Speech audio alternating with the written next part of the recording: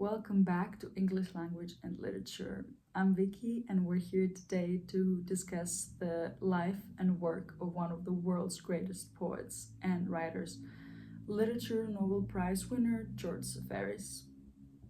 Seferis was a poet whose words resonate with themes of memory and identity. He was the winner of the Nobel Prize for Literature in 1963.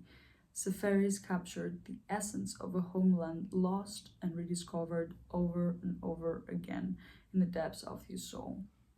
And without further ado, let us immerse ourselves in one of his poems and my personal favorite, The Return of the Exile. My old friend, what are you looking for? After years abroad, you've come back with images you've tended under foreign skies, far from your own country.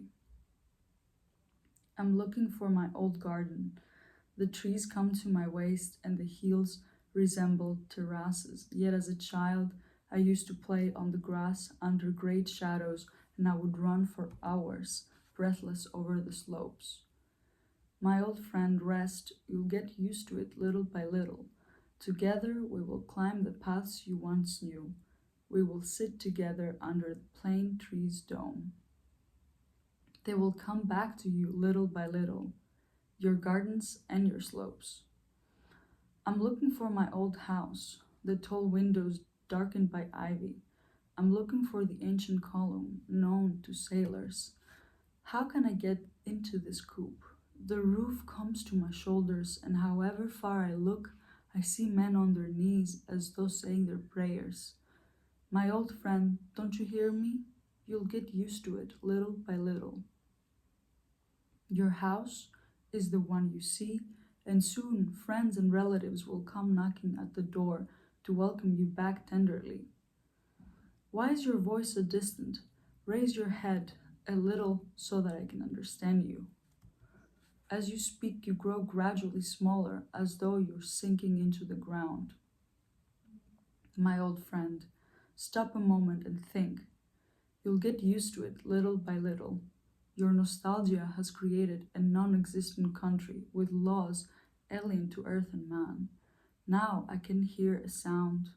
My last friend has sunk. Strange how, from time to time, they level everything down. Here, 1,000 sky-bearing chariots go past and mow everything down. Wow, this magnificent poem reflects the recurring themes of George Seferis' work. The tension between memory and reality, between the longing and the harsh truths of change. Seferis was deeply attuned to the pulse of Greek history and its struggles with diaspora. His poetry speaks to anyone who has felt the ache of exile, being abroad, whether physical, emotional, or spiritual, something that definitely resonates with me. But who was really Seferis, and why did his words resonate with so many people across the world? Born in 1900s in Smyrna, modern-day Izmir, Turkey, Seferis' early life was marked by displacement. As the Greco-Turkish War unfolded, his family fled to Athens, carrying with them the memories of a homeland that was now lost. This experience of uprootedness would become a cornerstone for his poetic vision. Seferis' education took him to Paris, where he studied law and absorbed the literary currents of the time. The influence of French symbolism and modernism is evident in his work as he skillfully intertwined classic mythology with contemporary existential concerns. His first collection, Strophe, published in 1931, and immediately established him as a leading voice in Greek poetry. What set Seferis apart was his ability to bridge the ancient and the modern. He wrote of Odysseus, or else known as Ulysses, and the sea, but also about Greek political modern struggles and its place, Greece, and its place in a rapidly changing world. His poetry often tackles with the fragmentation of identity, a reflection of his own experience as a diplomat for Greece, living and working in places away from home. In 1963, Seferis became the first Greek writer to receive the Nobel Prize for Literature. The committee praised him for his eminent lyrical writing, inspired by a deep feeling for the Hellenic world of culture. A few words from his speech. Poetry has its roots in human breath, and what would it become if this breath were to be diminished? It seems to me that this truth should never be forgotten. Seferis' words remind us of poetry's power to connect, heal, and endure. His own life was marked by war, exile, and diplomatic service. Was a testament to the resilience of the human spirit. Through his work, he gave voice to a Greece that was both timeless and immediate, ancient and modern.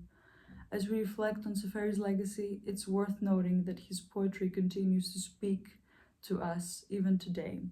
In a world where so many face displacement, where memories clash with the recurring reality, and where the search of identity feels more urgent than ever, his words offer solace and understanding. Thank you for joining me today with English, language, and literature, and it was an honor to share a bit of one of my favorite poets. If you've been moved by the poetry of George Seferis, I encourage you to explore more of his work and share it with others. Until next time. I hope you can let us know in the comments any favorite lines of poems that you read recently. Thank you so much for joining us today.